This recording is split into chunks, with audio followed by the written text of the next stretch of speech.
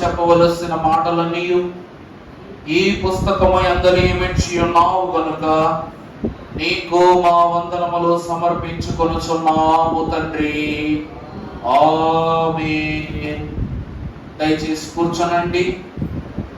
పరలోక పరిశుద్ధుడు మహిమ రాజ్య స్థానమునందు నిత్యము పరిశుద్ధుడు పరిశుద్ధుడు పరిశుద్ధుడని కొనియాడబడుచున్న తండ్రి యొక్క పరిశుద్ధ పావన నామము, అద్వితీయ ఆశీర్వాద నామము క్రీస్తు ప్రభువు ద్వారా మనకు తండ్రి ధరింపచేసి దీవించును గాక. ఆమేన్. గత వారము మనము ధ్యానము చేసుకున్న పరిశుద్ధ లేఖన భాగములోని వాక్యాంశము పచ్చి మ్రాను, ఎండు మ్రాను. ఈ రెండు మ్రానులలో ఉన్నటువంటి ఆంతర్యము, ఎవరికి ఏ మ్రాను ఇవ్వబడి ఉన్నదనేటువంటి మర్మాలను ప్రభు వాక్యం ద్వారా బయలుపరుస్తూ ఉన్నారు. ప్రభునందు దేవుని ప్రియబిడ్డలారా, మరొకసారి ఆ వాక్య వచనాన్ని మనము చూసినట్లయితే లూకా సువార్త 23వ అధ్యాయము 31వ వచనమును మనం ఒకసారి చదువుకున్నప్పుడు, వారు కపాలము అనబడిన 23:31 కదా, వారు పచ్చి ప్రాణునకే ఇట్లు చేసిరి అంటే ఇలాగ చేసిన ఎడల ఎండిన దానికి ఏమి చేయుదురో అని చెప్పెను. ప్రభునందు దేవుని ప్రియబిడ్డలారా, చిన్ని ప్రార్థనతో ఈ పరిశుద్ధ అంశాన్ని ధ్యానము చేసుకుందాము. మహిమా స్వరూపుడవును వాక్య నామధారి అయిన మా తండ్రి, నీకే వందనములు. సమీపింపరాని తేజస్సులో నిత్యమును అమరత్వమును వసించుచు గాన ప్రతి గానములను పొందుచున్న దేవా, నీకే స్తోత్రములు. బైబిల్ మిషన్ను బయలుపరిచిన తండ్రి, వాక్యముతో మమ్ములను ఉదక స్నానము చేయించబోచున్న తండ్రి, రేపటి పరలోక స్వాస్థ్యములో మమ్ములను చేర్చుకుని పరవశింప చేయు మా తండ్రి, నీకే స్తోత్రములు. ఈ దినము నీ బిడలైన వారు వాక్య జ్ఞానము యొద్దకు వచ్చి ఉండగా వినగలుగు వారి చెవులను తేటగాను, బోధించు నా మాటను సూటిగాను ఉంచివేసి మాటు వేయు సాతాను యొక్క పోటులకు చిక్కక దీటైన వేటుతో తండ్రి అపవాదిని జయించగలిగే శక్తిని నీవే మాకు అనుగ్రహించమని వాక్య స్వరూప్యమున మమ్ములను నిర్మించుకొనుటకు అహర్నిశలు శ్రమించి వాక్యములో మమ్ములను బలపరచి భద్రపరచుచున్న యేసు నామమును వేడుకొని ప్రార్థిస్తున్నాము తండ్రి. ఆమేన్. ప్రభువైన దేవదేవుని యొక్క కృప ఆశీర్వాదము చేరి వచ్చిన మనకు త్రిత్వాత్మ దయచేసి దీవించును గాక. ఆమేన్. ప్రభువునందు దేవుని ప్రియబిడ్డలారా, మరొకసారి ఆ వచనాన్ని చదువుకున్నట్లయితే, వారు పచ్చి మ్రానునకుని ఇట్లు చేసిరి అంటే మరి ఎండిన దానికి ఇంకెలా చేయుదురు అని మాట. ప్రభునందు దేవుని ప్రియబిడ్డలారా, గత వారం ధ్యానించుకున్న మాటలలో పచ్చి మ్రాను అనగా యేసు క్రీస్తు ప్రభువారు, ఎండిన మ్రాను అనగా సంఘము. అలాగుననే మొదటి ఆది నరులైన ఆదాము అవ్వలకు అంజూరపు వృక్షపు కచ్చడములను ఇచ్చిన అంజూరపు చెట్టు పచ్చి మ్రాను అయితే, యేసు క్రీస్తు ప్రభువారు వెదకు వచ్చిన అంజూరపు చెట్టు ఫలములు లేనిది అనగా ఎండిన స్థితిలో ఉన్నది అన్న అర్థము మనము ప్రత్యేకముగా గమనించవచ్చు. ఈరోజు వాక్యాన్ని బట్టి మనము చూస్తే పచ్చి మ్రాను ప్రభువు, ఎండిన మ్రాను మనము అని అంటున్నాం. కానీ నిజానికి మహాభక్తులు పరిశుద్ధాత్మ తండ్రి యొక్క జ్ఞానాన్ని బట్టి ఏమంటున్నారంటే, మనము ఎండి మ్రానులోనే ఎండి మ్రాను అంట. మనం ఎవరు అంటండి? ఎండి మ్రానులోని ఎండి మ్రాను అంటే ఎండిపోయిన దానికన్నా ఎండిపోయిన స్థితిలో మనం ఉన్నామట. దానిని మహాభక్తుడు సొలొమోను గారు, జ్ఞాని అయిన సొలొమోను గారు రాస్తున్నారేమని ప్రసంగి గ్రంథంలో 7వ అధ్యాయము 29వ వచనంలో రాస్తున్నారు. చదువుమా మాట. ఇది ఒక్కటి మాత్రము నేను కనుగొంటిని, ఏమనగా దేవుడు నరులను యథార్థవంతులనుగా పుట్టించెను, కానీ వారు వివిధమైన తంత్రములను కల్పించుకొని ఉన్నారు. దేవుని యందు ప్రియబిడ్డలారా, ఇక్కడ ఒక ప్రత్యేకమైన విషయమును మహాభక్తుడైన సొలొమోను గారు కనుగొన్నారట. ఏమిటంటే, దేవుడైన యెహోవా నరులను ఎలా పుట్టించారట? యథార్థవంతులుగా పుట్టించారు. అందుకే వాక్యములో ఉంటది, యథార్థవంతుని యొక్క గృహం, యథార్థవంతులు శోభస్కరముగాను వారి గృహములు శుభకరముగాను ఉంటాయని వాక్యం సెలవిస్తూ ఉంది.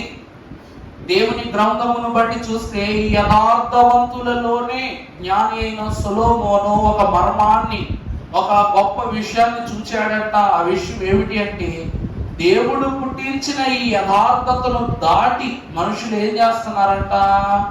మాయా తంత్రపు సంగతులను కల్పించుకుంటూ ఉన్నారంటే, పుట్టుటను బట్టి మనము ఎండుమ్రాను అని వాక్యములో భక్తులంటే లోకగారు రాస్తే, ఈ సొలొమోను గారు ఏమని రాస్తున్నారంటే, ఎండుమ్రానులో ఏం చూస్తున్నారు? ఎండుమ్రాను లాంటి తత్వాన్ని చూస్తున్నారు. ఈరోజు మొక్క బయటకు ఎండుగా కనిపించిన లోపటి దాగి ఉన్న పచ్చదనమును బట్టి ఆ చెట్టు నిలబడిందా, కూలదోయబడిందా అని చెప్తాం. ఈరోజు అంతరంగుడకు యేసు క్రీస్తు ప్రభు యొక్క హృదయము కలిగిన వారే బయటకు ఎండుమ్రానైనా లోపటికి ఎలా ఉంటారంట?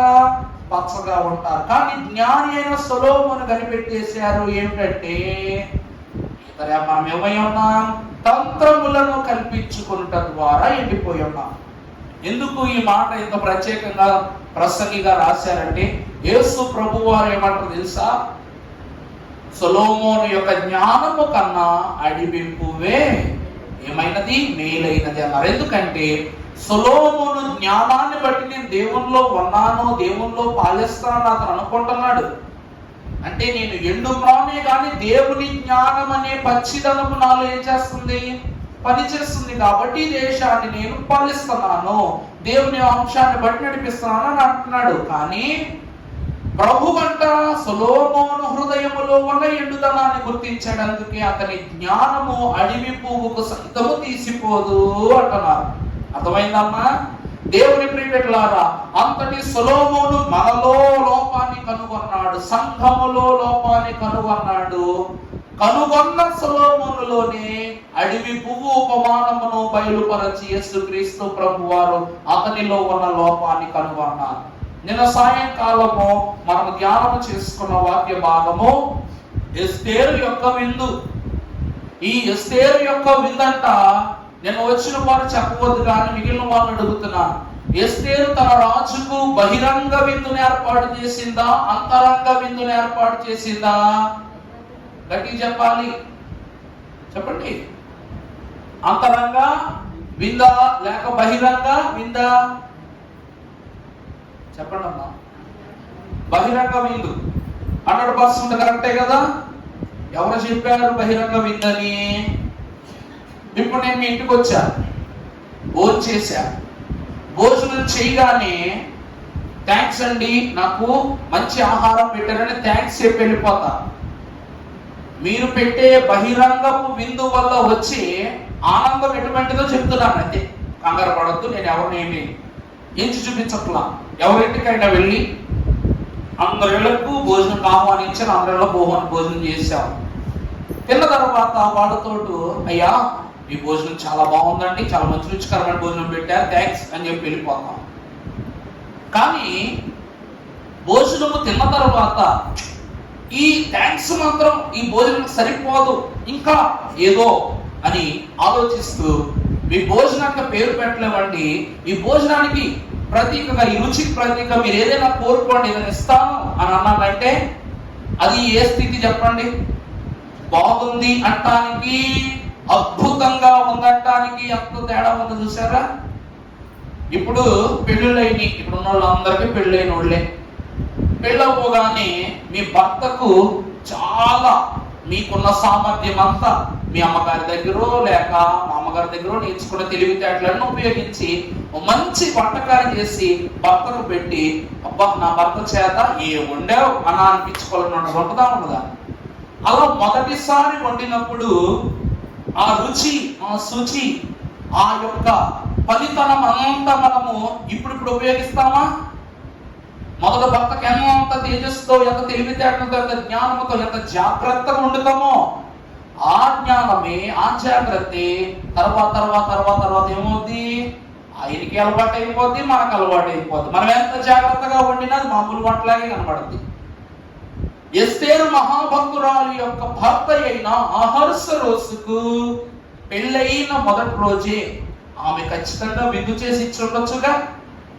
ఏమండి, విందు చేసి ఉండొచ్చు, అతనికి పెట్టుండొచ్చు. కానీ ఆ రోజు నీకేం కావాలో కోరుకో అన్నటువంటి అహర్సరోసు ఈ దినమున మాత్రమే ఎందుకు ఈ విందును గూర్చి ప్రశంసించి నీకేమి కావాలో కోరుకో అని అన్నాడంటే అది బహిరంగ విందా, అంతరంగ విందా? చెప్పండి. అంతరంగ విందు అనగా ఇతడు తిన్న భోజనము శరీరానికి ఆనందాన్ని ఇవ్వలేదు, ఆత్మకు ఆనందాన్ని ఇచ్చినందుకు తృప్తి పొందిన అతడు ఎంత అంతరంగ స్థితిలోనికి వెళ్ళిపోయాడంటే, ఎస్తేరు నువ్వేమైనా అడుగు, వాట్ ఎవర్ యు ఆస్క్ నేను నీకు ఇచ్చేస్తాను అంటున్నాడు.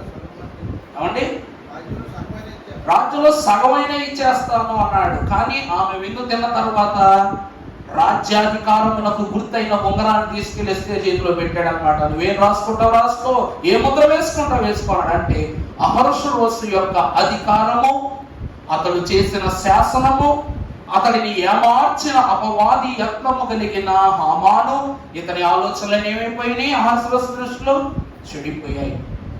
అమలారా, ఇక్కడ మీరు చూసినట్లయితే ఎస్తేరు గురించి మరొక నేను చెప్పాను, మళ్ళా చెప్తా.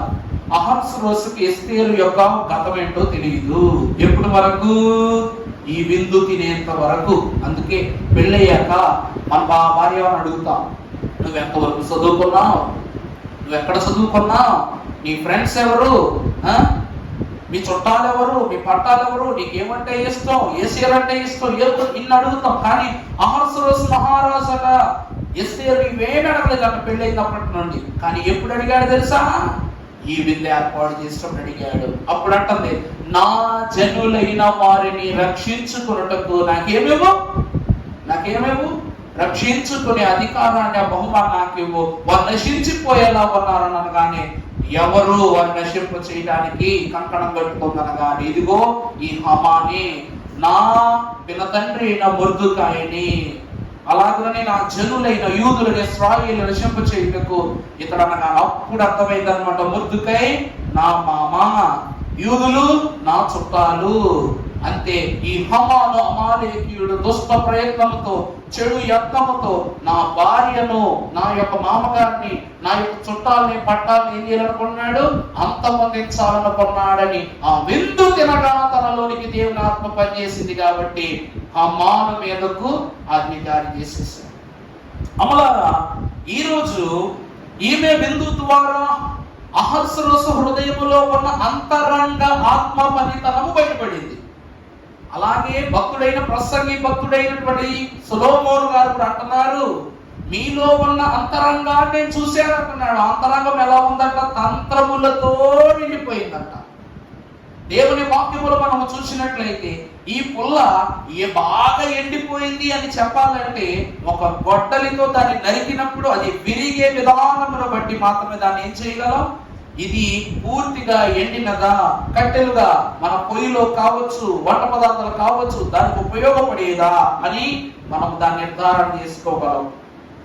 సొలొమోను సంఘాన్ని చూశాడు, సంఘ నాయకుడైన యేసుక్రీస్తు ప్రభు సొలొమోను చూశాడు.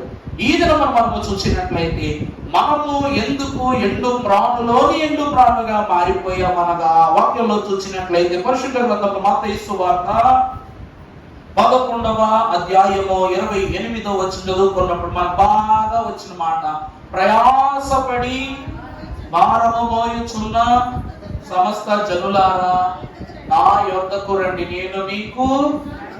దేవుని ప్రియబిడ్డలారా, ఇతడు కనుగొన్న మొదటి ఆశీర్వాదం ఏమిటంటే, మనము ఈ లోకము ద్వారా నేర్చుకున్న తంత్రపు బుద్ధులతో దేవుని యొక్క విశ్రాంతిని కనుగొనకుండగా, మన ప్రయాసను దేవునికి తెలియచేయకుండగా, ఆ పాపపు స్థితులలోనే మనం మీద ఏమైపోతున్నామంట, ఇమిడిపోయి ఉన్నామని అంటున్నారు.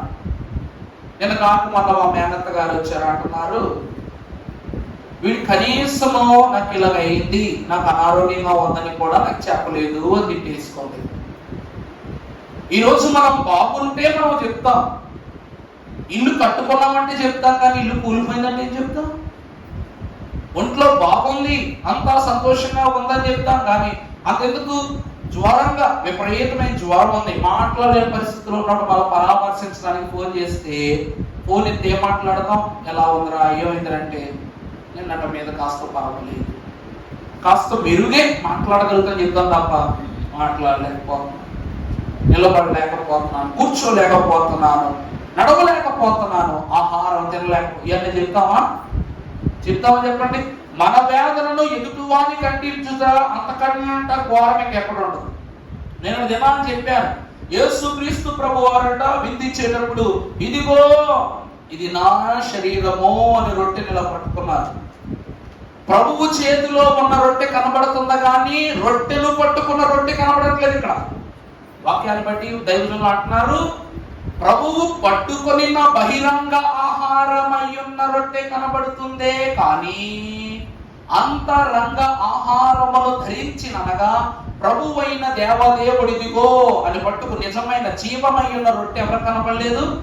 విశ్వాసులు కనబడాల.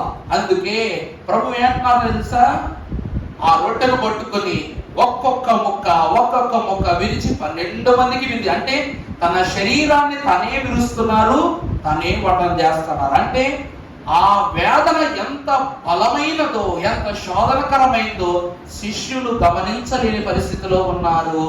గమనించిన నువ్వు, ప్రభువా నువ్వెందుకు నాయన ఎంత వేదన పడుతున్నావు అని అడగలేని స్థితిలో ఉన్నారు. అందుకే ఎండుదనములో మనకేముందంట, శరీరం ఎలాగా ఎండిపోయింది, ఆత్మ కూడా ఎలా ఉందంట, ఎండిన స్థితిలోనే ఉంది. గెత్సెమనే వనములో ప్రభువారు కారుస్తున్న రక్త ధారలు, వేదనకరమైన చెమట చుక్క రక్త బిందువులో పడుతున్న, నిద్రపోయి ప్రభు బాధ పట్టనంత ఎండుదనం ఉందంట శిష్యుల్లో. అది కూడా ప్రముఖులైన 3 శిష్యులు, పేతురు, యోహాను, యాకోబు. ప్రార్థనా పరులు, పరిశుద్ధులైన ఈ 3కు ప్రభు బాధ పట్టట్లేదంటే మిగిలిన పట్టుద్దా? పట్టదు.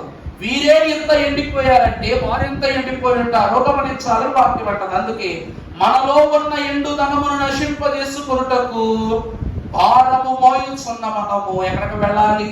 దేవుని యొద్దకు వెళితే విశ్రాంతి అంటున్నారు సొలొమోనుగా. ఆ తరువాత మరొక వచనాన్ని చూస్తే యోహాను సువార్త 14వ అధ్యాయం 3వ వచనాన్ని గమనించినప్పుడు అక్కడ వ్రాయబడుతున్నటువంటి మాట, ఇదిగో నేను మీ కొరకు స్థలము సిద్ధపరచుటకు నేను నా తండ్రి దేశమునకు, తండ్రి రాజ్యానికి వెళుతున్నా. అక్కడ అనేక నివాసాలు కలవు, ఒకవేళ లేనట్లయితే నేను మీకు స్థలమును సిద్ధపరచుదును అని చెబుతాను అని ప్రవచన కదమ్మా. రెండవది ఏమిటి అనగా, దేవుని గృహము, దేవుని స్థలము ఏది అనగా నీ ఆత్మ.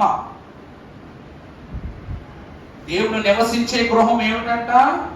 నీ ఆత్మ అనగా నీ హృదయం. హృదయమనుడు తలుపునొద్ద యేసు నాదుండు నిలచి సదయుడగుచు తట్టుచుండు సకల విధం. అన్ని విధాలుగా ప్రభు నీ హృదయాన్ని తడుతున్నారు, కానీ మనం ఏం చేయట్లేదు, తలుపు తీయటం లేదంట. రెండవది, ఎండు మ్రానుగా మనం అయిపోవటానికి గల రెండవ కారణము, హృదయమును గృహ తలుపును మనము తీయలేకపోవటను బట్టి, ఈ తలుపును మనము తీయలేకపోవటను బట్టి, ప్రభు మనలో లేకపోవటను బట్టి మనం ఎండిపోయామంట. ఎప్పుడైతే ప్రభువును నీ హృదయ గృహములోనికి ఆహ్వానిస్తావో, ఈ వాక్య సారాంశమును బట్టి తండ్రి గృహమునకు మనలను చేర్చున్నప్పుడు మనకు కూడా తండ్రి అక్కడ ఏమిస్తారంట? కుమారుడిని బట్టి గృహాన్ని అనుగ్రహిస్తారట. ఇది రెండవ మర్మం. మూడవది గమనించినప్పుడు అదే యోహాను సువార్త 12వ అధ్యాయం 32వ వచనం చదివినప్పుడు, అక్కడ మరొక మాట చూపిస్తున్నారు వాక్యంలో. అమ్మా, నేను భూమి మీద నుండి పైకెత్తబడిన ఎడల అందరినీ నా యొద్దకు ఆకర్షించుకుందును అని చెప్పారు. చాలండి. మూడవది ఆకర్షణ.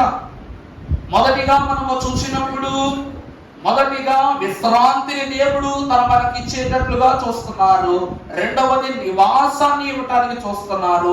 మూడవది ఏమిటంటే ఆకర్షణను మనకు కనపరుస్తూ ఉన్నారు. ఈ ఆకర్షణ లోకముని ఆకర్షించినటువంటి ఆకర్షణ కాదు. ఈ ఆకర్షణ తక్కువ. ఈరోజు బంగారం అంట తల మెరిసిద్దంట, కానీ ప్లాటినం అని కొత్తగా వచ్చింది ఇప్పుడు. అదొక గొప్ప లోహం. బంగారం కన్నా 20 రెట్లు విలువైనటువంటిది. కానీ చూసేవాళ్ళు కళ్ళకి ఎలా ఉంటదంటే స్టీలు సామానంలా ఉంటది. అది ఎలా ఉంటదండి?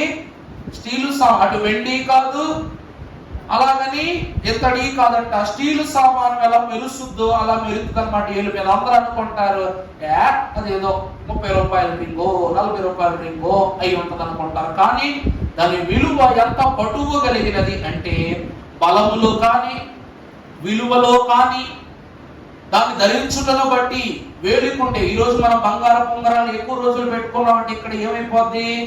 ఏలు దగ్గర ముద్ర వచ్చేస్తుంది, లేకపోతే కొంతమంది గొరిసిపోద్ది. కానీ ఈ ప్లాటినం ధరించడం ద్వారా పెట్టిన బొమ్మర పెట్టినట్టే వస్తుంది.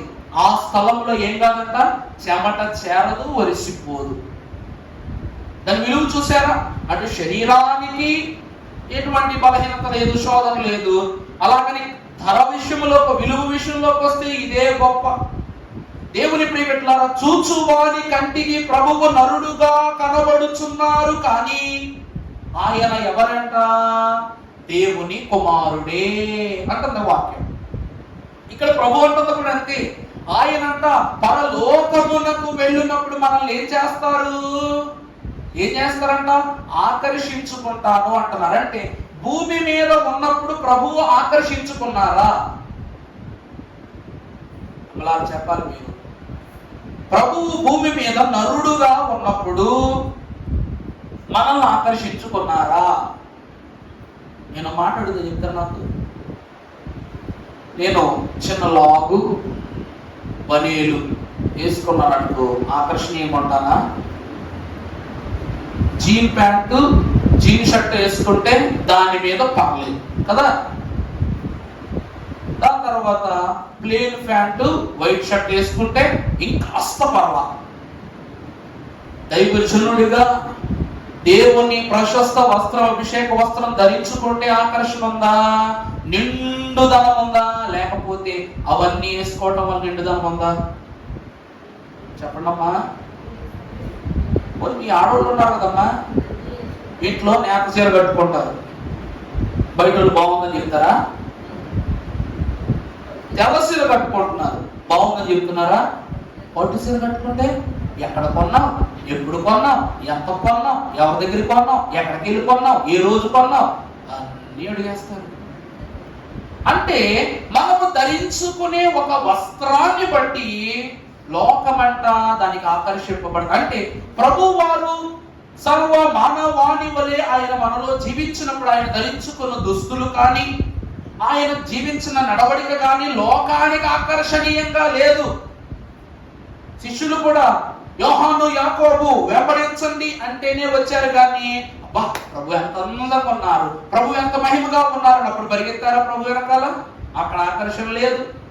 సేనా దెయ్యములు కలిగినటువంటి వ్యక్తి పరుగు పరుగు పరుగు పరుగున ప్రభువు యొద్దకు వచ్చినప్పుడు ఆ ప్రభువు యొద్దకు చేరి వచ్చిన అతనిలో ఉన్న సేనాదయాలు ప్రభు అక్కడ ఉన్నాడని గమనించాయి, కానీ ఈ మనుషులు గమనించారా? గమనించలా. అంతెందుకు ఈ ప్రభువును రాంగ్ అని ప్రూవ్ చేద్దామంటారు. అంటే ఆకర్షింపబడలేదు కదా వీళ్ళందరూ. అందువలన వేశ్య అయ్యున్నటువంటి ఆమెను వ్యభిచరించిన స్త్రీని తిప్పి తిప్పి తిప్పి తిప్పి ప్రభు దగ్గరకు వచ్చి ఆపేశారు. అంటే ప్రభువు తప్పు, అంటే ఆయన ఆకర్షణీయంగా లేడు కాబట్టి ఈయనలో ఏమీ లేదని లోకానికి చెప్పడానికి వారు ఏమన్నారు? ఈమెను చంపవచ్చా అన్నారు. అంటే ప్రభువు క్రియలను బట్టి ఆకర్షించారు, పిలుపును బట్టి ఆకర్షించారు, పనులను బట్టి ఆకర్షించారు, స్వస్థతలను బట్టి ఆకర్షించారు, కానీ రూపాన్ని బట్టి మాత్రం ఏం చేయలేదు, ఆకర్షించలేదు. అర్థమైందా అండి? మనం చేసే పనిలో మంచి కనబడాలి. మనిషి కనబడితే ఏముంది? ఈరోజు చంద్రబాబు నాయుడు గారు మన దగ్గరకు వచ్చి పెన్షన్ ఇస్తారా మీకు? రోజు మొదటి పెన్షన్ అయినా పట్టుకొచ్చి ఇచ్చాడు ఆయన. అవునా? ఎవరితో ఇప్పించారంట? వాలంటీర్లతో ఇప్పించారు. ఆ వాలంటీర్ మొదటి పెన్షన్ మీకు పట్టుకొచ్చి ఇచ్చినందుకు ఏ రోజైనా ఫోటో దిగరాలతో? కానీ చంద్రబాబు నాయుడు గారే చేతితో పట్టుకొచ్చి ఏం చేస్తారు? ఒక్క ఫోటో సార్ అంటాం.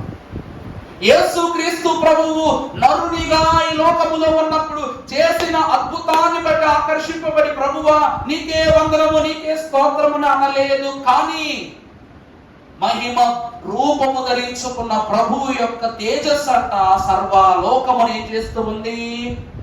ఆకర్షిస్తూ ఉంది. గమనించండి, ఏం చేస్తూ ఉంది అంటే, ప్రభువు వస్త్రాలను బట్టి, ఆయన పునరుద్ధానాన్ని బట్టి మనం ఆకర్షింపబడకూడదు. దేనిని బట్టి ఆకర్షించాలంటే విశ్వాస ప్రమాణంలో ఉంటది.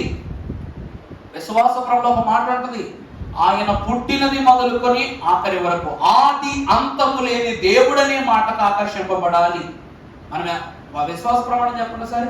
దేవుడు ఆదియు అంతము లేని దేవుడని నేను నమ్ముచున్నాను. మొదటి ఆకర్షణ. ఆయన ప్రేమ, న్యాయము, పరిశుద్ధత, శక్తి, జ్ఞానము, జీవము, స్వతంత్రత, సర్వవ్యాపకత్వము, ఈ మొదలైన శుభలక్షణములతో నిత్యము, చూడండి ఇక్కడ ఉన్న లక్షణాలను బట్టి నిత్యము మహాతేజోమయముగా ప్రకాశించుచున్నాడని నేను అది లెక్క. ప్రభువు ఈ లక్షణములన్నీ ఒక్కొక్కటిగా నెరవేర్చినప్పుడు చూడని మనము ఆయన మహిమ రూపము ధరించుకున్నప్పుడు వచ్చే తేజస్సులో ఇవన్నీ కనబడినప్పుడు మాత్రమే ఏం చేస్తున్నాం? ఆకర్షింపబడుతూ ఉన్నాం. దేవుని ప్రియబిడ్డలారా, పరిశుద్ధులైన వాళ్ళారా, నిన్న సైకిల్ దొక్కుని వెళ్ళినోడు రేపు బెంచ్ కారులో వస్తే ఆకర్షణ. నిన్నటి బిచ్చగాడు ఈ రోజు కోటీశ్వరుడైతే ఆకర్షణ. అలాగే పెండ్లి కుమారుడైన ప్రభువును బట్టే సంఘమైన వధువు సంఘమైన మనకేమై ఉండాలి? ఆకర్షణ అయి ఉండాలి. దేవుని వాక్యాన్ని ప్రభు అదే అంటున్నారు, ఎండుదనములో ఎండుదనం ఉండటం కారణం ఏమిటంటే ప్రభువు యొక్క క్రియలు మనలో ఉన్నాయి, కానీ వాటి విషయములందు మనకేం లేదు. మనం అద్భుతాలు చూస్తాము కానీ చెయ్యలేము. కారణం ఏమిటంటే ఆకర్షింపబడలేకపోతున్నాం. పిల్లలైన వాళ్ళు ఎదురుగా కూర్చోబెట్టి మ్యాజిక్ చేసామనుకోండి, ఆ మ్యాజిక్ గురించి మాట్లాడతారు తప్ప వాడు ఎలా చేస్తున్నాడు అని ఆలోచించరు. ఎందుకంటే పిల్లలకు ఆనందం కావాలి. దేవుడు కూడా అంటున్నారు, చేసిన స్వస్థత ఎలా చేసావు ప్రభు అని పేతురు అడగలేదు, ఎందుకు చేసావు ప్రభు అని యోహాను అడగలేదు, ఎందుకు చేయడానికి నీకు ఏం అధికారం ఉందని ఏ ఒక్కరు అడగలేదు. కానీ వారు అద్భుతాలను నమ్మారు కాబట్టి అడగని పేతురు స్వస్థత చేశాడు. ప్రభువు దేహము వలె మరణమునే పొందుకొనని దేహముతో యోహాను జీవించాడు. అద్భుత క్రియలను జరిగించుటకు సువార్త పట్టలు రాయడానికి జాలరులైన వారు దేవుని జ్ఞానాన్ని పొందుకున్నారు. అందుకే నమ్ము వానికి సమస్తము, వాళ్ళు అడగల, నమ్మారు, అనగా ఆకర్షింపబడుట. విశ్వాస ప్రమాణములో దేవుని నిజ క్రియలకు సంఘము ఆకర్షింపబడుట. ఇది ఉంటేనే ఎండిన ప్రాణులో ఉన్న ఎండుదనమును దేవుడు తీసివేస్తారు అని ప్రభు అంటూ ఉన్న అంతరంగ పురుషుడిని శుద్ధి చేయుట.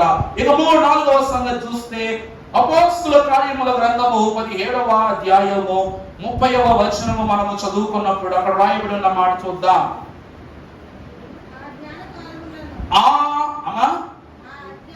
ఆ అజ్ఞాన కాలమునందును దేవుడు చూచియు చూడనట్లుగా ఉండెను. ఇప్పుడైతే అంతటను అందరూ మారు మనస్సు పొందవలెనని మనుష్యులకు దేవుని ప్రియబిడ్డలారా, ఆ కాలమునందైతే అనగా కుమారుడు జీవించి ఉన్న కాలములో అయితే ప్రభువారు పరిస్థితి ప్రభావరీత్యా ఆయనకున్న తక్కువ సమయము 3.5 సంవత్సరాల కాలమే ఆయనకు ఉంది, 33 కాదు. కారణం ఏమిటంటే 30 ఏళ్ళు లోకములో ప్రభువు ఒంటవాని కుమారుడు మాత్రమే. కానీ 3.5 సంవత్సరాలు మాత్రమే ప్రభువు కొన్న గడువు. ఈ లోకమంతటిని తండ్రి ప్రేమకు ఏం చేయటం, వారికి కనపరచుట, వారికి తెలియచేయటం ప్రభువుకున్న పని. కాబట్టి అక్కడ ఆ రోజైతే ప్రభు వదిలేశారు, కానీ ఇప్పుడు మాత్రం ప్రభు ఏం చేయట్లేదంట, విడిచిపెట్టడం లేదు. గల కారణం ఏమిటంటే, ఒక్క గొర్రె అయినను నశించి పోవుట నాకు ఇష్టం కాదు. నిన్నటి దినమున ఎస్తేరు విందులో మాత్రం చూస్తే, ఎస్తేరు చేసిన ఉపవాసాన్ని బట్టి, 3 రోజుల ఉపవాసాన్ని బట్టి అటు మొర్దుకాయ కాపాడబడాలి, రెండవదిగా చూస్తే యూదా జనాంగం కాపాడబడాలి. కానీ ఇక్కడట 4 కాపాడబడ్డారు. ఎంతమంది అండి? 4 ఎస్తేరు విందును బట్టి కాపాడబడ్డారు. ఎవరెవరంటే, మొదటిగా ఎవరనగా ఎస్తేరే. ఈ ఉపవాసం మొట్టమొదటి ఎవరిని కాపాడింది? ఎస్తేరే. ఎందుకంటే తన భర్త అయినటువంటి అహస్వరోసునకు ఆమె నేను యూదురాలని చెప్పలా, నా మామ మొర్దుకాయ అని చెప్పలా, నేను ఫలానామని చెప్పలా. ఇప్పుడు ఈ విషయము గాని తెలిసిందే అనుకో, ఈ శాసనం అమల్లోకి వచ్చేసింది. ఈ మొర్దుకాయని బట్టి, ఈ యూదా జనాంగాన్ని బట్టి ఎవరు బయటపడతారు? ఎస్తేరు ఇశ్రాయేలీరాలు బయటపడతారు. అంటే ఇశ్రాయేలీరాలని కూడా చూడటం, శాసనమైన ఎస్తేరును కూడా ఏం చేస్తాడు? రాజు చంపేస్తాడు. అందువలన ఆమె అంటది, నేను నశించినను నశించుదును అంటది ఆమె. అందువలన మొదటి రక్షణ ఎవరికనగా ఎస్తేరుకే. రెండవ రక్షణ తన మామయ్య, తన పినతండ్రి అయిన మొర్దుకై. మూడవది తన వారైన జనాంగము. నాలుగవది ఎవరనగా తన భర్త అయిన అహస్వరోసు. హామాను గుప్పెట్లో పడిపోయాడు. అందుకే అపవాదిని ఎదిరించుడు ఎప్పుడు మేలు వాది యొద్ద నుండి.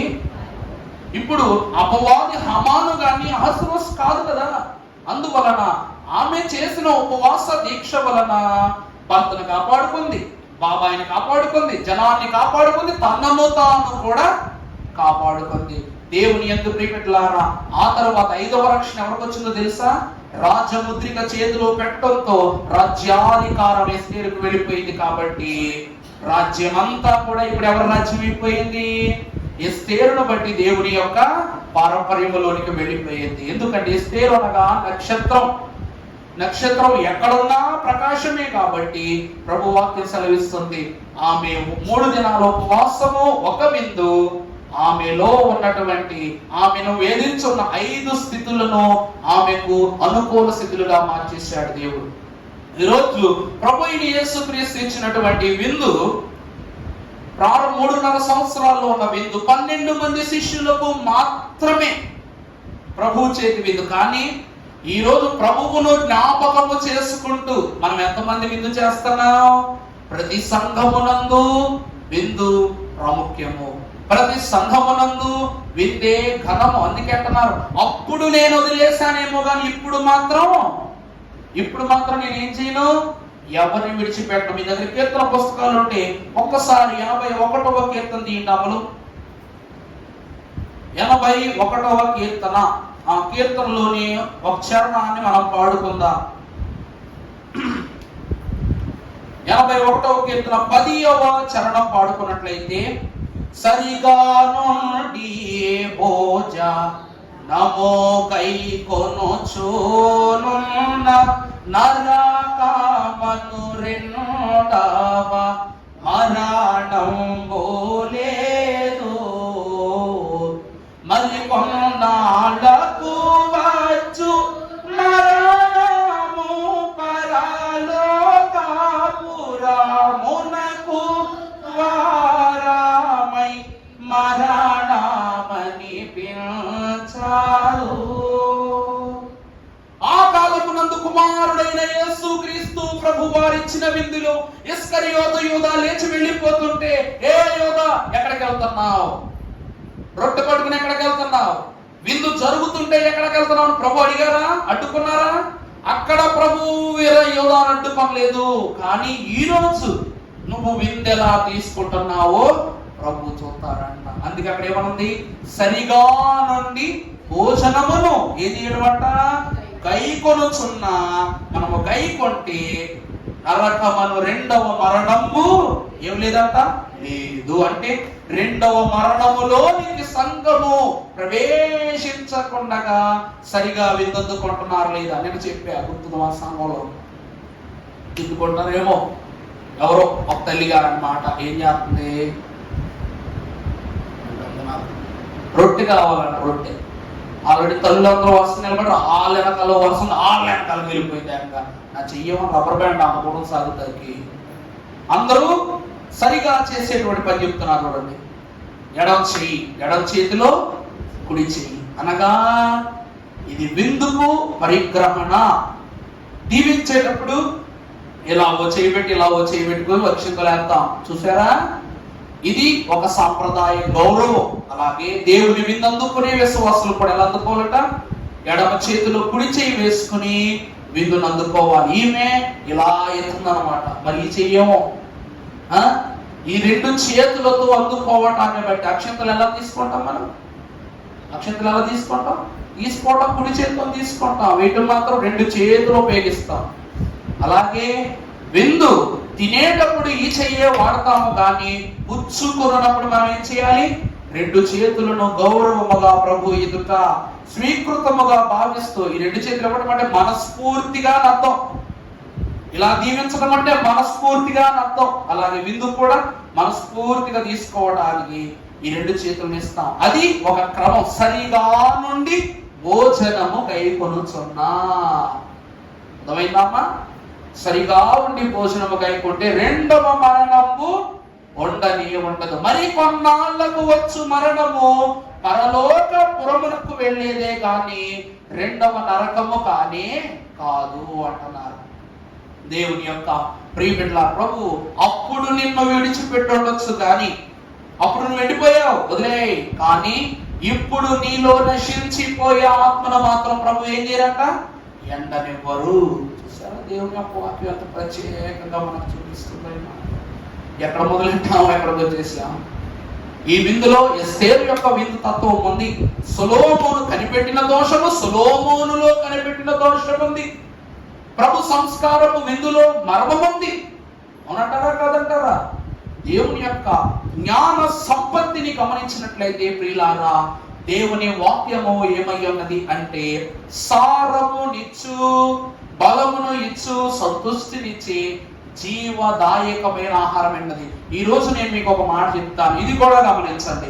విందందుకునే ప్రతి ఒక్కరికి ఇది మనసులో ఉండాలి. హేబేలునకు వద్దులే, ఆదాము అవ్వలకు జీవ వృక్ష ఫలాలను దేవుడు ఇచ్చారు. ఇచ్చారేమో? ఇచ్చిన దేవుడు ఆదాము ఈ పండు తిన్నాయన అని తినిపించారా?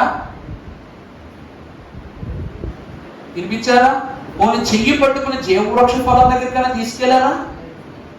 ఆ విందులో ప్రభువు ఇచ్చినట్లు లేదు, ప్రభువు తినిపించినట్లు లేదు, ప్రభువు తీసుకుని వెళ్ళినట్టు కూడా లేదు. ఇక రెండవదిగా మీరు చూస్తే ఆకాశము నుండి మన్నాను కురిపించారు ప్రభు. ఈ మన్నాను ఒక్కరికైనా చేత్తో ఎత్తి ఒక పాత్రలో వేసిచ్చినట్లు చూసావా? తినిపించినట్లు చూసావా? నువ్వు ఎంత దాసుకో అని చెప్పినట్టు చూసావా? అక్కడ వడ్డన జరగల, ఆహారము ఇవ్వడం మాత్రమే జరిగింది.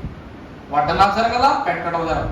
కానీ ఈ విందులో మాత్రము తయారు చేసింది ప్రభువే, వడ్డించింది ప్రభువే, అందించింది ప్రభువే, తృప్తి పరచునట్లు వారికి విందు చేసి వారికి సేవ తీర్చినది కూడా ఎవరంట?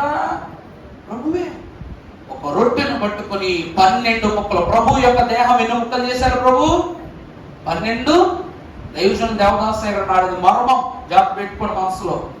12 ముక్కలుగా ఇవ్వబడిన ఈ రొట్టె 11 ముక్కలు మాత్రమే పవిత్రతలో ఉన్నాయి, ఒక ముక్క మాత్రం అపవిత్రతలోకి వెళ్ళిపోయిందంట.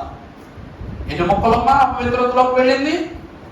ఒకే ఒక ముక్క అపవిత్రతలోకి వెళ్ళిపోయింది. అందుకే ప్రభువు పునరుద్ధానుడైన తరువాత కూడా గాయాలు ఎలా ఉన్నాయి? పచ్చిగానే ఉన్నాయి. అనగా పచ్చి ప్రాణుకే వీళ్ళు ఎలా చేశారు? ఎంత పచ్చిగా చేశారంటే పునరుద్ధానం అయిపోయిన తర్వాత కూడా పచ్చిదనం పోలా. ప్రభు దేహం లేకపోలేదు, పచ్చిదనం పోలా. దానిలో తోమ చేతులు పెట్టి ఇంకా బాధ కలిగించేశారు. అందుకే అంటున్నారు అప్పటి ఎండు మ్రానునకు నేను విడిచిపెట్టేసానేమో గాని ఇప్పుడు ఎండిన దానిలో ఉన్న ఎండు దానికి మాత్రం నేనేమివ్వను, అవకాశమునివ్వను అంటున్నారు ప్రభు. దేవుని ప్రియబిడ్డలారా, ఈ ఎండు మ్రానులో ఆఖరి మాటలు మనము చూసినట్లయితే పరిశుద్ధ గ్రంథములో నుండి ప్రశస్తనీయుడు, జ్ఞానియు, గరుడైన దేవదేవుడు హెబ్రీయులకు రాసిన పత్రిక పౌలు భక్తుల ద్వారా రాయిస్తున్నారు. 6వ అధ్యాయం 4వ వచనం చదవండి. నీవు వచ్చి, హెబ్రీ పత్రిక 6వ అధ్యాయం 4వ వచనం, ఒక్కసారి వెలిగింపబడి పరలోక సంబంధమైన పరిశుద్ధాత్మలో పాలివారై దేవుని యొక్క దివ్య వాక్యమును రాబోవు యుగ సంబంధమైన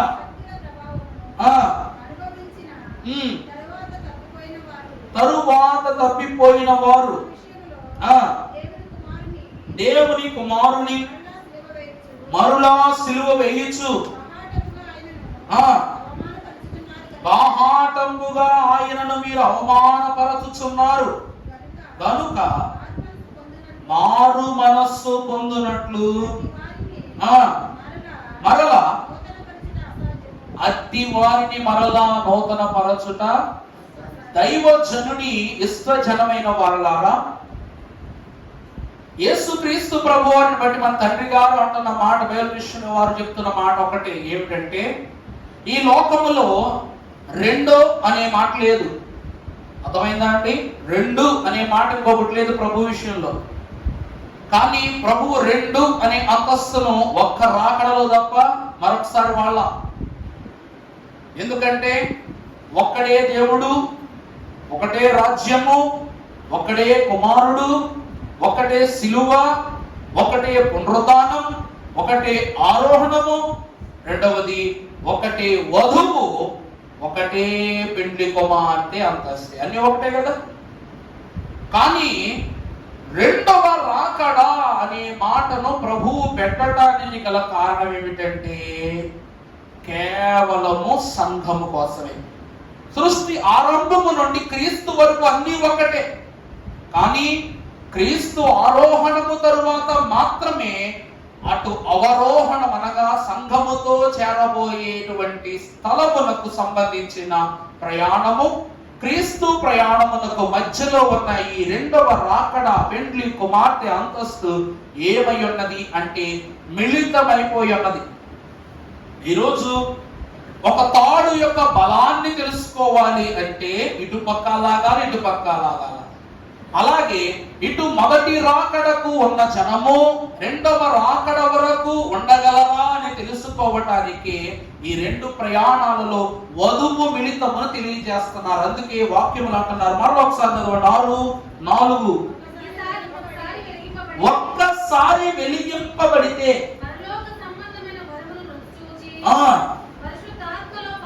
పరిశుద్ధాత్మలో పాలివారై దేవుని దివ్య వాక్యమును రాబోవు యుగ సంబంధమైన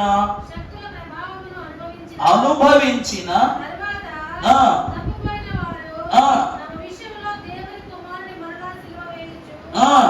మహానముగా ఆయనను కనుక చూసారా, వాక్యంలో ప్రకటనలో ఉంటది, ఇదిగో పాతవి గతించిపోవును, క్రొత్తవి మరలా క్రొత్తవి అగును, సమస్తము నూతన పరచుననుంది. అనగా వాక్యం బట్టి చూస్తే నశించిపోయినోడిని, దేవునిని గాయపరుస్తూనే ఈ లోకములో ఉన్న వాడిని మరలా మారు మనస్సు పొందింపజేసి క్రీస్తు నరవతారం ఎత్తి శిలువ మీద నిలబడి రక్తము చిందించి శుద్ధి చేసి ఇవన్నీ చేయటము ఏ పనట? అసాధ్యమైన పనట.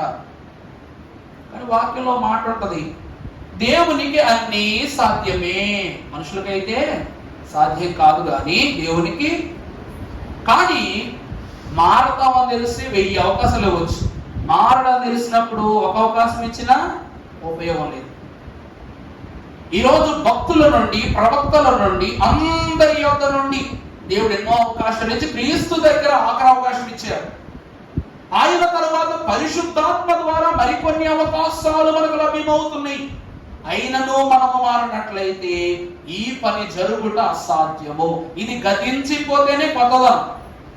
ఈరోజు ఇంట్లో వస్తువు మొత్తం పాడైపోతే కొత్త వస్తువు కొనుక్కుంటాం. అదే వస్తువును రిపేర్ చేస్తాం. ఎప్పుడు అది పని చేస్తుందని తెలిస్తే. అలాగే విశ్వాసి యొక్క స్థితి పాపములో నుండి దేవునిలోనికి వస్తుందని తెలిస్తేనే దేవుడు బాగు చేస్తాడు. కానీ ఇంకా సిలువేస్తూనే దేవునికి ఉంటాడని తెలిస్తే మత ప్రభు ఏం చేయరంట? దానిని సాధ్యపరచరు సమాన దేవుని వాక్యం అంటే. ఈ రోజు మన పరిస్థితి, మనం బాగవుతామని ఒక నిర్ణయంతో ఇక్కడి నుంచి బయటికి వెళితేనే రేపటి రాకడలో మనం బాగుంటాం. లేదు, వాక్యంలో చెప్పారు కదా, చాలా మంది పాదులు చెప్తా ఉంటారు, మనము చెప్తున్నాంలే కొన్ని మాటలు. పాపివని నీకెవడు చెప్పాను, పావురుడమయ్య. నువ్వు పావురుడిగా ఉండాలనుకుంటేనే ఆ మాట నీకు చెల్లుంది, అంతే తప్ప నేను పాపాలు చేస్తూ పావురుడు అనుకుంటే ఎట్లా కుదురుద్ది? ఏది కూడా ఆ శక్తి కొలదే పాలిస్తుంది. మనం కూడా అందులో పాలల్లో ఉన్న తెల్లదనం పోకుండానే నీళ్లు కలుపుతాం. ఏది ఎక్కి మిక్కిలి చేసినా అందులో పాలసారము పోతుంది, ఇచ్చిన గేది నాశనం అయిపోతుంది. అలాగే దేవుడు తన శరీరంలో ఉన్న రక్తాన్ని జీవధారగా మనకు ధారపోసారు. అందులోనేమో మన తెలివితేటలు ఉపయోగించి లోపల ఏదో బ్రతుకుతున్నాం. కానీ ఒకానొక సమయమున ఈ ద్రవము నోటికి రుచిగా ఉండాలి, శరీరానికి బలంగా ఉండాలి. ఇంకా దాటిపోయామంటే ఏమవుద్దంట? అవి పాలు కాదు, పాయిజన్ అయిపోతాయి. దేవుని యొక్క పరిశుద్ధ రక్తధారణను స్పృశిస్తూ పాపపు నేసములోనికి పరిగెట్టిన వారు ఏమైపోతారంట? దేవుని దృష్టికి దూరస్తులు, మరింత సిలువ వేదనకు గురి చేసిన వారు అవుతారంట. అలాంటి వారిని దేవుడు ఏం చేయడు? హర్షించను అని ప్రభు వాక్యంలో సెలవిస్తున్నారు. ఆఖరిగా ఆమె చూచినట్లయితే అదే ఎబ్రీ పత్రిక 11వ అధ్యాయం 25 ఏప్రిల్ రాసిన పత్రిక 11:25 మోషే పెద్దవాడైనప్పుడు విశ్వాసమును బట్టి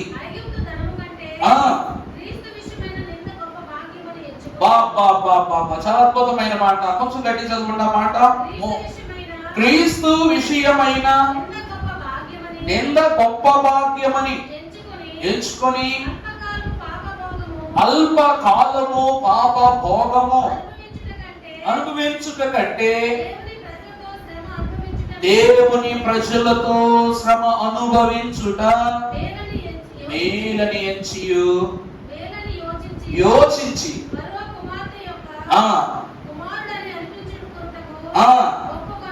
ఒప్పుకొనలేదు. చాలండి, చాలు. ఈ మాట స్వయాన పౌలు అనగా కడపటి నాయకుడు లేక కడపటి ప్రవక్తగా కనబడుతున్న పౌలు గారు రాశారు. ఏమని?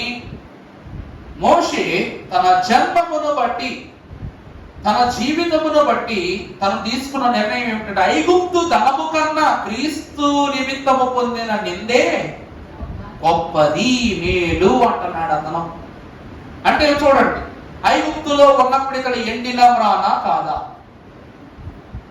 కానీ అతనిలో ఉన్న అతడు తనను తాను ఒక ఫరో కుమారుడిగా కన్నా నేను ఐగుప్తు బానిసను అనేవాడిగా ఉండటమే నాకేంటంటున్నాడు? మేలు, గొప్ప వివరం, అనగా నాకు ఒక గౌరవము అని మోషే భక్తుడు అంటున్నాడంట. ఈరోజు ఎండి మ్రానుగా ఉన్న అతడు ఇంతకాలం 40 ఏళ్ళు నేను ఎండి మ్రానుగా ఉన్నా, ఈ క్షణమునైనా సరే నేను ఏమైపోవాలి? ఖచ్చితముగా సరే దేవునిలోనికి ప్రవేశించాలి. నా ఆత్మను నేనేం చేయకూడదు? ఎండగట్టకూడదు అని భావిస్తూ అతడట తన పెంచిన తల్లి ప్రేమను వదిలేశాడు, ఐగుప్తు ధనధాన్యాన్ని వదిలేశాడు, ఐగుప్తు సింహాసనాన్ని వదిలేశాడు, అన్నిటినీ వదిలేసి బానిసగా ఎవరి దగ్గరికి వెళ్ళిపోయాడు? తన వారైన ఇశ్రాయేలీయులకు చేరిపోయాడు. అనగా తన ఎండుదనమును, తనలో స్థిరపడబోతున్న ఎండుదనమును సంపూర్ణముగా త్యజించేశాడు. ఇప్పుడట లోపల ఉన్న పచ్చటి ధనము తన శరీరమునకు కూడా ఏ ధనాన్ని ఇచ్చేసింది? పచ్చటి ధనాన్ని ఇచ్చింది. కాబట్టి మోషే యొక్క దేహము దేవదూతలే దాచిపెట్టేశారు. అర్థమైందా అండి? మోషే దేహాన్ని ఎవరు దాచిపెట్టేశారు? ఈరోజు అండి ఊర్లంటా తిరుగుతున్నారు. మొన్న ఇజ్రాయేల్ గారు ఇంటికి వచ్చారనమాట. యాప చెట్టు ఇచ్చేస్తారా, డబ్బులు ఇచ్చేస్తాం అని అన్నారండి ఇజ్రాయేల్ అన్నారు. ఎందుకు? మనకు డబ్బులు ఇచ్చి మనం అనుకుంటాం, ఇంటి ఎదురుగా ఉన్న చెట్టు గురించి అనుకుంటాం, ఎందుకులే ఆకులు పడతాయి, తులుసుకోవాలి, తలనొప్పి అంతా ఎందుకులే అంటాం. అదే ఎండాకాలం ఆ చెట్టు లేకపోతే ఉంటుంది చూడండి, నరకం ఉంటుందా ఉండదా? చెట్టు లేక, నీడ లేక, లోపల కరెంటు లేక, బయటకు వస్తే నీడ లేక ఏమైపోతుంటాం? లోపల ఉంటే ఒక్క, బయటకు వచ్చినా ఓకే, కానీ చెట్టు ఉంటే ఆ వేసే కాస్త గాలిని కూడా ఆకులన్నీ కదిపి కదిపి కదిపి మీద కాస్తంత చల్లదనాన్ని ఇస్తాయవ్వా. అప్పుడు అనుకుంటాను, అబ్బా ఎందుకు చేసేవాడు బాబు అనుకుంటాం. దేవుడి వాక్యం ఉన్నటువంటి ప్రియులారా, మోషే అంటున్నాడు అనమాట, సర్లే వాళ్ళు నా ప్రజలని తెలిసింది, ఇప్పుడు నేను నా రాజ్యాన్ని, సింహాసనాన్ని, భోగాన్ని వదులుకోవడం ఎందుకు? నన్ను నేను ఎవరో బయట పెట్టుకోవడం ఎందుకు? వాళ్ళలాగా బానిసలా బ్రతకడం ఎందుకని మోషే అనుకున్నాడా? అనుకోలా. పెంచిన తల్లి 40 ఏళ్ల ప్రేమ వద్దు, ఈ సింహాసనం వద్దు, ఈ గౌరవం వద్దు, ఈ విలువ వద్దు, ఈ ఆభరణాలు వద్దు, ఈ బంగారం వద్దు, నాకేం కావాలి? క్రీస్తు వాడను అని చెప్పుకుని ఆ గౌరవం తప్ప నాకు ఇంకేమీ వద్దు అనుకున్నాడు. దేవుని ప్రియబిడ్డలారా, అది నువ్వు ఎండుదనము నుండి మరింత ఎండుదనములోనికి వెళ్లకుండా ఆపే గొప్ప లక్షణం ఏమై ఉన్నది? నువ్వు తీసుకునే నిర్ణయమే. దేవుని ప్రియబిడ్డలారా, శిలువ ధ్యానం యొద్దకు వచ్చారు మీరు. శిలువ ధ్యానం యొద్ద వచ్చినటువంటి ప్రతి ఒక్కరికి ప్రభు సెలవిస్తూ ఉన్న మాట ఏమిటంటే, ఎండిపోయిన నిన్ను ప్రభు తన విందుతో ఎలా మార్చేసుకున్నారు? పచ్చిమ్రానుగా మార్చుకున్నారు. ఎండిపోయిన చెట్టుకు నీళ్లు వస్తే మళ్ళా పచ్చదనం వస్తుంది. అలాగే ప్రభు మనకు నీరు పోయలేదండి, తన రక్తాన్ని పోసి ప్రభు మనలను పచ్చటి తనతో మార్చుకున్నారు. అందుకే ఆత్మ లేనివాడు నా వాడు అంటే, ఆత్మ అనే పచ్చటి తనము మనకు లేనప్పుడు మనం ప్రభువులో లేనట్లే. అందుకే ఎండుదనము నుండి, శరీరపు ఎండుదనము నుండి ఆత్మని ఎండుదనము వరకు మన జీవితాలు ఏం చేయకూడదు? మార్చుకోకూడదు. ఈ ఆత్మను కాపాడుకోండి. ఈ ఆత్మే మీ శరీరాన్ని కాపాడు. దైవజనుడు ఆత్మనే కాపాడుకున్నారు. అందుకే ఆ ఆత్మ అంట దైవజనుడు కళ్ళజోడు ఇవ్వలేదు, కాళ్లకు ఏమవ్వలేదు, బలహీనత ఇవ్వలేదు, చేతికి కర్ర ఇవ్వలేదు, రోగాలు పడే పరిస్థితి ఇవ్వలేదు. చూసారా దైవజనుడి ఆశీర్వాదం ఏంటో? 120 ఏళ్ళైనా దైవజనుడు నడుస్తూనే వెళ్ళేవాడు తప్ప గౌరవాలు, గొప్ప గొప్పతనాలు, అంబారీల మీద దైవజనుడు ఏ రోజు తిరగల. కారణం ఏంటో తెలుసా? అంతరంగ పురుషుడు దేవుని యందు స్థిరుడై ఉన్నాడు కనుక బహిరంగ పురుషుడు కూడా ఎలా ఉన్నారు? దేవునిలో స్థిరంగా ఉన్నారు. ఒక చెట్టు బలమైనదా కాదా అని కింద ఉండే పునాదిని బట్టి చెప్తాం. ఈ రోజు నీ ఆత్మని పునాది, ఈ పునాది నీలో బలంగా ఉంటే మనం ఏమైపోతాం? ఎండగట్టబడని వారమై నిండుదనముతో మెండుగా దేవుని యొక్క ఆశీర్వాదములో సాగుతాము. కనుక దేవుడు ఆ రీతిగా మనల్ని ఆశీర్వదించి తన సిలువ ప్రాణులోని రక్తధారల యొక్క పోషణతో మనలను పచ్చిదనముతో, పచ్చదనముతో నిత్యము వర్ధిల్ల చేయునుగాక. ఆమేన్. పరిశుద్ధుడా తండ్రి, నీకే స్తోత్రములు. వాక్యనామధారి అయిన మీరు, నీ బిడ్డలమైన మేము నాయనా, నీ రక్తపు ధారలతో ప్రతి నెలయు ప్రతి సారవంతమైన ఆశ్రయం పొందుకుంటున్న మాలో ఉన్న మాలిన్యము మమ్ములను దోషులను నిలబెడుతూనే ఉందయ్యా తండ్రి. అయినను మేము లోకమునకు సాతానుకులకు దారివ్వక, దోష క్రియలను బట్టి లోకమునకు అప్పగింపబడక, నీలో చిగురించుటకు ప్రయత్నించుచుండక మీరే తండ్రి మా ఆత్మను తండ్రి భద్రత పరిశుద్ధ హస్తముతో కాయండి నాయన. మీ దేవుడైన యెహోవానకు నేను మీ ఆత్మలను కాయువాడను అన్నారు కనుక మీరే మమ్మల్ని భద్రపరచి, దృఢపరచి, మహిమపరచి ఈ వాక్య సాన్నిధ్యముతో మమ్మల్ని అందరినీ శ్రేష్ఠులుగా స్థిరపరచుమని వాక్య రూపమును మాకు అనుగ్రహింపజేసిన యేసు నామములు మిక్కిలి వినయముగా ప్రతిమలాడి వేడుకొనుచున్న మా ప్రియ పరలోకపు తండ్రి. ఆమేన్. ప్రభు అయిన దేవదేవుని యొక్క దివ్య దీవెన తన సముఖమునకు చేరి వచ్చిన మీ అందరకును నిత్య జీవమును ఇచ్చు పచ్చటి ప్రాణువలే మిమ్మల్ని ఎప్పుడు ఒలీవ మొక్క వలె ఫలింపజేసి దీవించునుగాక. ఆమేన్. మరణాత మరణాత.